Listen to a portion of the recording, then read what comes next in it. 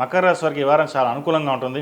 తృతీయ వ్యయాధిపతి అయిన గురువు సప్తమంలో ఉన్నారు, ఉచ్చబట్టి ఉన్నారు. అష్టవర్గులను సర్వాష్టవర్గుల్లో బలంగా ఉన్నారు. వృత్తి ఉద్యోగాల పరంగా వ్యాపార పరంగా చాలా అనుకూలంగా ఉంటుంది. గడిచిన కొన్ని నెలల కంటే కూడా ఈ వారం బాగుందని చెప్పచ్చు. వీరికి ఏలినాటి శని అయిపోయినా కూడా కొన్ని నెలలు ఏలినాటి శని వీరికి ఇబ్బందికరంగానే ఉంది.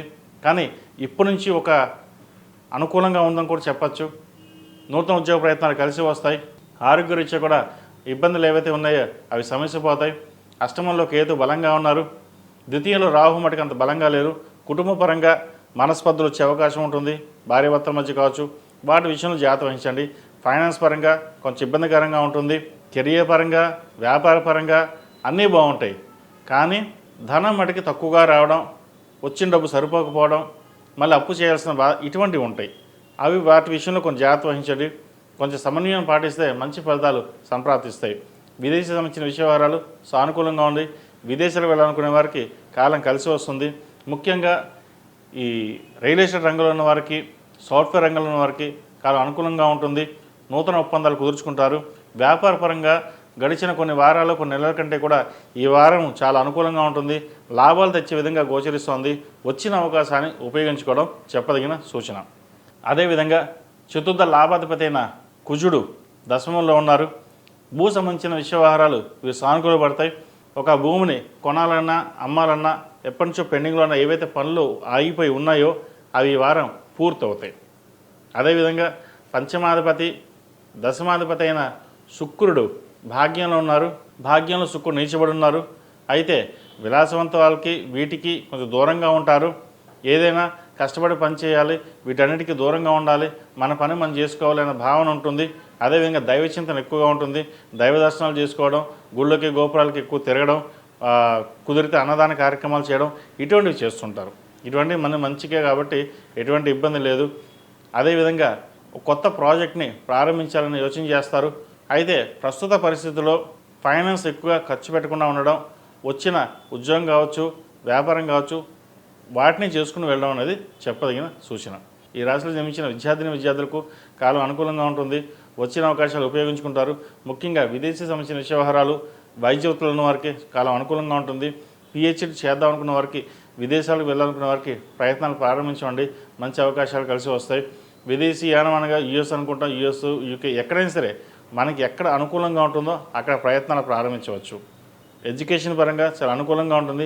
చిన్న చిన్న డిస్టర్బెన్సెస్, మనస్పర్ధలు వస్తుంటాయి. అవి పక్కన పెట్టి చదువు మీద దృష్టి సారించడం అనేది చెప్పదగిన సూచన. సప్తమాధిపతి అయిన చంద్రుడు ఏకాదశంలోనూ వ్యయంలోనూ జన్మరాశిలో సంచారం. మనసు పరివిధాలుగా ఉంటుంది. ఆరోగ్యరీత్యా అన్నీ బాగున్నా కూడా మనసు అనేది అంత ఇదిగా ఉండదు. ఏదో కోలిపోయాం ఏదో అన్న వెళ్తి ఉంటుంది. ఇవన్నీ పక్కన పెట్టండి. ఇవన్నీ యథావిధిగా నడుస్తూ ఉంటాయి. కానీ మన మనసుని దృఢంగా ఉంచుకుని ముందుకు వెళ్ళాలి. ఏ పనైనా మీకు చేయగల క్యాపబిలిటీ మీకు ఉంటుంది. కానీ మనం చేయగలమా లేదా అన్న అక్కడే తోటి ఆగిపోతుంటారు. అటువంటి పక్కన పెట్టండి. జాతకరీత్యా కొద్ది గొప్ప బాగోలేకపోయినా మన సంకల్పం ఉండాలి. జాతకం 50% అయితే 50% మన మీద డిపెండ్ అయి ఉంటుంది. అది మనం చూసుకోవాలి. అంతేగాని ప్రతి ఒక్కటిను జాతకాన్ని నమ్ముకోవడం లేదా గోచారం నమ్ముకోవడం ఇటువంటి చేయకండి. అవి సగం వరకే ఉంటాయి. కానీ మన జాతకం బాగుంటే, మనం బాగుంటే 10 మంది బాగుంటారు. మనం బాగోకపోతే ఇంకేం బాగుంటాం. కాబట్టి ఏదైనా సరే మీకు మీరుగా చేసుకునే స్వయం కృతాపరాధన అంటాం. అటువంటి పనులు చేయకుండా చక్కగా వ్యాపారాభివృద్ధి, ఉద్యోగం కోసం చేసే ప్రయత్నాలు చక్కగా చేసుకోండి. మంచి ఫలితాలు కలిసి వస్తాయి. ఈ రాశిలో జన్మించిన స్త్రీలకు వృత్తి ఉద్యోగాల పరంగా వ్యాపార పరంగా బాగుంటుంది. వివాహం కాని వారికి మంచి సంబంధం కుదరడం చెప్పదగిన సూచన. ఎప్పటి నుంచో రాదు అనుకున్న సంబంధం మళ్ళీ తిరిగి రావడం, వాళ్ళు వెనక్కి తిరిగి మేము చేసుకుంటామని చెప్పడం కూడా ఇది ఒక అందుకు మంచిదని చెప్పచ్చు. వ్యాపార పరంగా బాగుంటుంది. సంతాన పరంగా కూడా మంచి అభివృద్ధిలోకి వస్తారు. సంతానం కోసం చేసే ప్రయత్నాలు ఏవైతే ఉన్నాయో సఫలీకృతం అవుతుంది. సంతోషకరమైన వార్తని వినగలుగుతారు. భూ సంబంధించిన విషయవహారాలు సానుకూలంగా ఉంది. విదేశీ సంబంధించిన విషయవహారాలు అంత అనుకూలంగా లేదు. వైద్య వృత్తుల వారికి, సినీ కళారంగాల వారికి, కాస్మెటిక్స్, బ్యూటీషియన్స్కి, రాజకీయ రంగాల వారికి కాలం అనుకూలంగా ఉంది. ఏదో రాదు అనుకున్న పదవి కూడా వీరికి వరించే అవకాశం గోచరిస్తుంది. గట్టిగా ప్రయత్నాలు ప్రారంభించండి. ఈ రాశివారు ప్రతిరోజు ప్రతినిత్యం ఓం నమః శివాయతోటి దీపారాధన చేయండి. ఉదయం సాయంత్రం నువ్వుల నూనె పోసి కార్తీక మాసం. అదేవిధంగా మొగలు పువ్వు కుంకుమతోటి స్వామివారికి, అమ్మవారికి కుంకుమార్చన చేయడం చెప్పదగినది. ఈ రాశిలో జన్మించిన వారికి కలిసి వచ్చే సంఖ్య 7, కలిసి వచ్చే రంగు గ్రీన్, ఏదైనా పని మీద బయటకు వెళ్ళేటప్పుడు సోమవారం కానీ శనివారం కానీ వెళ్ళండి, మంచి ఫలితాలు సంప్రాప్తిస్తాయి.